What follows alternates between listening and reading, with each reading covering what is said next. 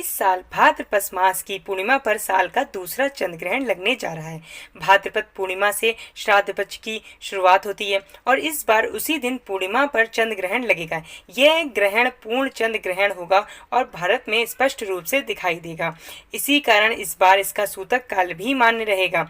तो आइए आज हम बात करेंगे इस चंद्र ग्रहण का कितने बजे लगेगा, किस दिन होगा और कहाँ कहाँ दिखेगा और भारत में कितने बजे लगेगा और सूतक जो काल है वो कितने बजे से होगा और सूतक में आपको क्या क्या सावधानियां रखनी हैं। तो गर्भवती के लिए ये जो ग्रहण है वो बहुत खास है। इस टाइम आपको सावधानियां रखनी चाहिए। तो चलिए सबसे पहले हम बात कर लेते हैं कब और कितने बजे लगेगा चंद्र ग्रहण।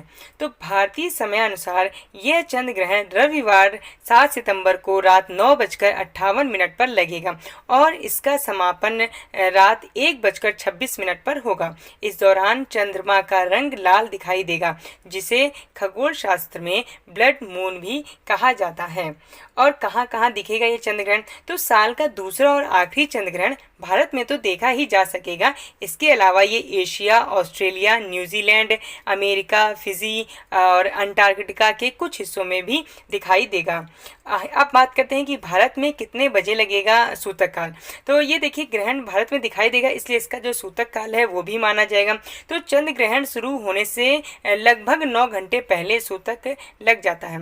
तो 7 सितंबर 2025 को लगने वाले चंद्र ग्रहण का सूतक काल दोपहर 12:57 पर शुरू होगा। तो अब आप जो सूतक काल जब लग जाता है तो उस समय कुछ कार्य जो होते हैं वो नहीं किए जाते हैं। जैसे सूतक काल में कहते हैं कि इस समय जो मंदिर होते हैं वो बंद कर दिए जाते हैं, पूजा जो होती है, जो धार्मिक कार्य होते हैं वो सब नहीं किए जाते हैं, मंदिरों का कपाट बंद कर दिए जाते हैं और आप मंत्र जप कर सकते हैं, लेकिन भगवान को छूना नहीं होता है। और ऐसा भी कहते हैं कि धारदार और नुकीले जो उपकरण होते हैं उनका भी इस्तेमाल नहीं करना चाहिए गर्भवती महिला को।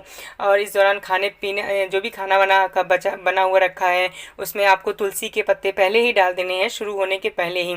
और जो चंद्र ग्रहण की अवधि में जो गर्भवती महिलाएं हैं उन्हें थोड़ी सावधानी बरतनी चाहिए, आपको बाहर नहीं जाना चाहिए और अपने जो ग्रहण समाप्त हो जाए उसके बाद मंदिर की शुद्धि करके फिर पूजा पाठ और स्नान करके मतलब पूजा पाठ करें, उसके बाद ही आप कुछ और कार्य करना चाहिए।